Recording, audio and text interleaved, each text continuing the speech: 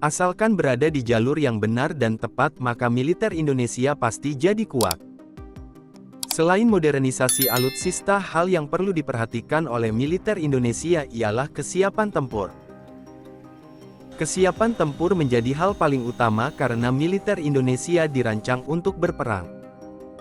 Tanpa kesiapan tempur yang memadai, bisa saja militer Indonesia kelabakan menangkal berbagai ancaman. Di sana militer Indonesia mesti siap siaga menanggapi berbagai ancaman. Salah satunya dari Coast Guard dan kapal survei China. Pergerakan kapal China bila menerobos ZEE Natuna Utara cukup mengkhawatirkan. Pemerintah Indonesia meski menegaskan tak ada masalah tumpang tindih wilayah dengan klaim 9 Das Line China, namun fakta di lapangan berbicara lain. Jika tak ada masalah tumpang tindih dengan klaim 9 Das Line, tak usah memperkuat militer sedemikian rupa seperti saat ini. Namun kebalikannya, karena saat ini Indonesia memperkuat angkatan bersenjata secara besar-besaran seperti layaknya persiapan perang. Memang benar, Indonesia mesti bersiap berperang untuk menjaga kedaulatan nasional. Boleh dibilang modernisasi alutsista Indonesia mesti berkaca kepada dua negara. Mau jadi seperti Jepang atau Australia? Melihat gejalanya, Indonesia memang ingin memiliki kekuatan militer setara dua negara tersebut. Paling mendekati justru ke Australia. Australia ini unik, melihat Indonesia sebagai rival tapi sekaligus sahabat. Pembuatan landing helikopter dock, LHD, Canberra Class milik AL Australia diinisiasi karena pengalaman pendaratan pasukannya di Timor Timur.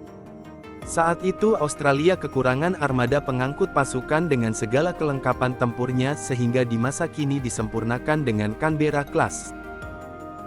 Indonesia juga terinspirasi Canberra Class, karenanya negeri ini ingin memiliki LHD.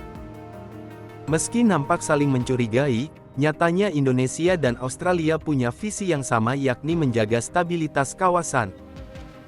Digelarlah berbagai latihan perang antar kedua negara, termasuk Latma Elang Ausindo pada 2023. Latihan Elang Ausindo merupakan kegiatan latihan gabungan yang dilakukan secara rutin untuk meningkatkan kapasitas kita dalam bekerja sama. Melalui latihan ini kita dapat membangun kerjasama, kepercayaan, dan pemahaman yang saling menguntungkan, baik di tingkat penerbang maupun secara lebih luas antara Angkatan Pertahanan Australia dan Tentara Nasional Indonesia, jelas Wakil Marsekal Udara Glenn Brass dari RAF. Menurut Brass, Australia berkomitmen pada hubungan bilateral yang kuat dengan Indonesia. Kami berkomitmen penuh terhadap kemitraan bilateral yang kuat dengan Indonesia. Latihan penting ini memungkinkan Angkatan Udara kita mengembangkan hubungan yang lebih dalam dan meningkatkan kerjasama, jelasnya.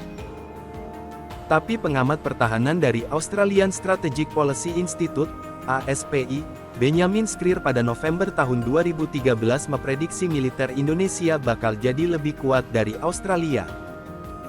Perkembangan politik dan ekonomi Indonesia yang mengesankan dalam beberapa tahun terakhir telah memicu ekspektasi bahwa negara tetangga Australia yang jauh lebih besar ini akan masuk dalam 10 negara dengan perekonomian terbesar di dunia pada awal tahun 2030. Meskipun terdapat alasan yang baik untuk berhati-hati terhadap prediksi jangka panjang tersebut, terdapat kemungkinan yang besar bahwa Indonesia akan menjadi lebih kuat dibandingkan Australia, jelas Skrier. Namun perlu diingat jika saat ini Australia juga terus memperkuat kemampuan tempurnya di samping militer Indonesia memodernisasi alutsista.